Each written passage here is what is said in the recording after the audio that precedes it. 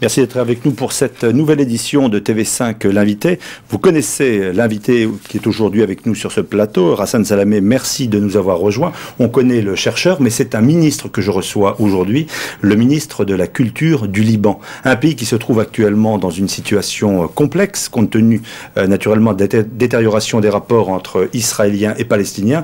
Je vais tout d'abord vous poser ces questions. Que pensez-vous de ce gouvernement d'union nationale qui se met en place donc sous la direction de Sharon, avec des ministres travaillistes qui hier dirigeaient ce gouvernement? On pense à Ehud Barak par exemple. Vous savez, depuis l'assassinat de Rabin en novembre 1995, Israël connaît une instabilité politique chronique. Le gouvernement de Pérez qui lui a succédé a duré à peine quelques mois. Ensuite, Netanyahou a été élu avec grande pompe, mais il s'est arrêté à mi-chemin. Il a dû démissionner pour être remplacé par Barak, qui a été très brillamment élu pour un an et demi après son élection, devoir aussi jeter l'éponge. Nous avons maintenant à la tête du gouvernement israélien quelqu'un qui vient du troisième parti, de la Knesset, avec une majorité peu assurée, avec une direction des travaillistes qui le rejoint, mais une base des travaillistes qui a des états d'âme assez solides sur cette union sacrée qui n'a pas vraiment de base idéologique solide. Moi, je crois que le processus de paix déstabilise la classe politique israélienne, qui peut-être n'a pas réussi jusqu'à maintenant à faire accepter par l'opinion israélienne le prix de la paix. Il n'y a personne qui dise, même pas M. Sharon, qu'il est contre la paix. Tout le monde dit qu'il est pour la paix, mais les problèmes commencent dès le moment que la facture de la paix est mise sur la table. Et là, on assiste à cette instabilité. Moi, je ne suis pas sûr que ce soit un gouvernement durable. Je ne serais pas du tout surpris si d'ici quelques mois, peut-être même avant la fin de cette année, nous ayons des élections générales en Israël, parce que ce que nous avons eu maintenant, c'est une élection du Premier ministre, mais la majorité à la Knesset reste en place, naturellement. Reste en place, mais je ne serais pas surpris que d'ici quelques mois, on doive de nouveau aller vers les élections générales, de nouveaux premiers ministres et surtout d'une nouvelle Knesset.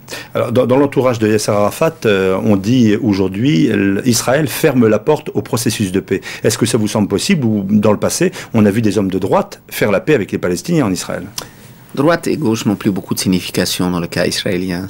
Le véritable clivage n'est pas de droite et de gauche. Droite et gauche, ce sont des idéologies qui ressemblent aux programmes intérieurs, économiques, sociaux, à l'orientation, plus ou moins en direction des Ashkénazes ou des Séfarades, à des orientations culturelles en direction de l'Europe ou des États-Unis. C'est ça ce que veut dire droite et gauche.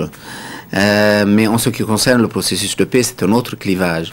Nous avons quelques membres du Chasse ou de Likoud qui sont plus ouverts à la négociation que certains membres du Parti travailliste.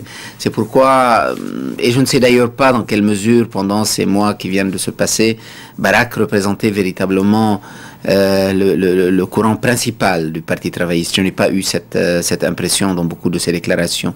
Il m'a semblé rester d'abord le chef d'état-major des armées d'Israël, beaucoup plus que véritablement un premier ministre travailliste. Alors, il y a eu des incidents au cours du week-end, notamment l'assassinat d'un militaire israélien par des forces du Hezbollah, donc depuis le sud de votre pays, depuis le sud du Liban. Alors, on peut s'étonner que le Liban, aujourd'hui, après le retrait israélien, ne parvienne pas à assurer, on pourrait dire, le calme, n'ait pas réussi à démilitariser le Hezbollah, bref, ne maîtrise pas l'ensemble des forces qui potentiellement peuvent agresser Israël. Parce que le gouvernement libanais ne considère pas que la résolution 425 a été intégralement appliquée après le départ des Israéliens. Il y a deux conditions qui continuent de ne pas être remplies aux yeux du gouvernement libanais. D'abord, celle du retour des personnes enlevées par Israël, et notamment de religieux chiites auxquels leur famille, leur groupe, le Hezbollah et d'autres tiennent beaucoup, qui ont été enlevés de force ou de la Beka ou du Sud. Il y a une 17 cadres de Hezbollah qui ont été enlevés dans ces conditions et dont le Liban exige la restitution. Mais il y a également, notamment sur la frontière, un petit peu le long du Hermon, il y a des lopins de terre que le Liban considère comme siens et qui n'ont pas été restitués au gouvernement libanais. Donc le gouvernement libanais ne considère pas que le retrait israélien, même s'il a concerné... est important. Qui est absolument important, qui a concerné l'essentiel des territoires jusqu'ici occupés par Israël, n'avait pas été intégral. Hassan Salamé, par rapport à votre pays, il y a une interrogation de la communauté internationale, c'était de dire au Liban, il y a une sorte de double occupation. Au sud, il y avait Israël, mais il y a toujours une très forte puissance syrienne. Certains vont même jusqu'à dire qu'il y a une tutelle syrienne. Les Israéliens sont partis. Pourquoi est-ce que Damas est encore toujours aussi présent dans le jeu de la politique libanaise? Si vous preniez mes entretiens avec vous avant que je ne devienne ministre, vous allez trouver que je vous avais déjà dit qu'il ne fallait pas faire l'équivalence entre ces deux présences sur le territoire libanais. En tout cas, les Israéliens sont partis. Les Syriens sont entrés au Liban pour des raisons qui ne concernent pas uniquement le conflit israélo-arabe. Ouais. C'est pourquoi il y a une vraie relation incestueuse peut-être, délicate certainement, problématique sans aucun doute, entre le Liban et la Syrie. Mais est-ce qu'ils vont partir un jour? Qui dure depuis la création de ces deux États. Et qui fait qu'avant même qu'il n'y ait un conflit israélo-arabe, il y avait déjà des débats quelquefois assez féroces sur l'inexistence d'ambassades d'un pays dans l'autre, sur une relation que certains trouvent d'une trop grande promiscuité. Donc il y a une dimension syro-libanaise qui n'a rien à voir en réalité avec le conflit israélo-arabe. Et c'est pourquoi les troupes syriennes sont entrées au Liban avant que une partie du territoire. Ce que voit la communauté internationale. Alors sur ce point particulier, il y a quand même des développements importants. Le premier développement important, c'est qu'on a assisté depuis le mois d'avril 2000 à un redéploiement partiel des troupes syriennes. 7 à 8 000 soldats ont quitté le territoire libanais. Et la deuxième chose qui est importante, c'est que cette question, qui est une question qui divise les Libanais, est une question qui aujourd'hui a osé être portée dans les institutions libanaises. Au Parlement libanais, au moment de la constitution du gouvernement auquel j'appartiens, il y a une dizaine de députés qui sont venus dire qu'ils ne veulent plus de cette présence. Donc c'est une question qui n'est plus une question taboue, qui est discutée institutionnellement et qui devrait être réglée petit à petit, ce qui n'était pas le cas avant. C'était une question qui était discutée dans la rue, mais pas répercutée dans les institutions. Aujourd'hui, elle est répercutée dans les institutions et cela pousse à une espèce de discussion inévitable entre les deux États sur l'avenir et les conditions de cette présence. Alors, vous étiez avec une délégation conduite par le Premier ministre, Rafik Hariri, donc à Paris.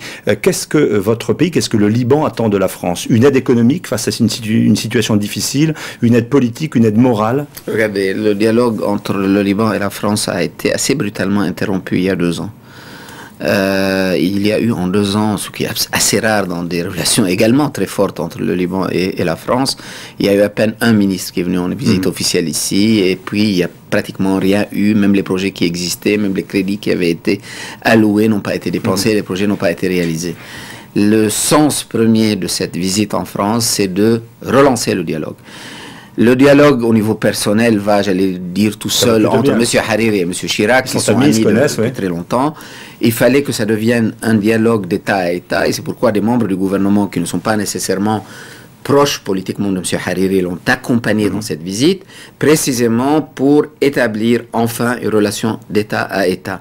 Et c'est pourquoi je crois que M. Hariri et la délégation qui l'accompagne ont été aussi bien reçus à Matignon qu'à l'Élysée, que l'ensemble de la coopération bilatérale a été relancée, et que sur des points particuliers, notamment sur le plus grand souci des Libanais à l'heure actuelle, à savoir une situation des finances publiques qui est assez délicate, des progrès ont été faits pour essayer d'amener à ce que la France aide à ce que le poids de la dette publique du Liban soit beaucoup moins lourd qu'il ne l'est en réalité. Hassan Salamé, vous êtes également en tant que ministre de la Culture en charge du prochain sommet de la francophonie qui se déroulera donc au Liban en octobre prochain. Ce sera possible dans les conditions géopolitiques globales d'assurer la sécurité et la réussite d'un sommet en accueillant 51 chefs d'État et de gouvernement. Ça va marcher? J'étais particulièrement touché par les phrases que M. Chirac et M. Jospin ont eues à l'égard des efforts que nous avons faits en 3 mois pour rattraper le temps perdu et pour être prêts pour cet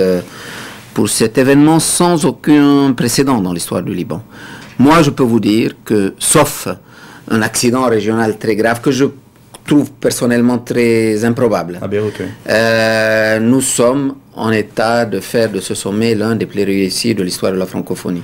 Je crois même que, sauf accident inattendu, nous allons battre les records de présence et que certains pays qui ont vu jusqu'ici boudé ou s'étaient fait représenter par des ministres simplement, viendront cette fois-ci au sommet de Beyrouth.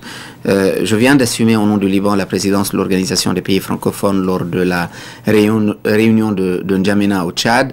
Et je peux vous dire que la plupart des chefs de délégation que j'ai rencontrés à N'Djamena m'ont simplement dit qu'ils étaient impatients de partir avec leur chef d'État et de gouvernement à Beyrouth. Vous savez que sur cette chaîne TV5 diffusée dans le monde entier, nous sommes très attentifs à la réalité de la langue française.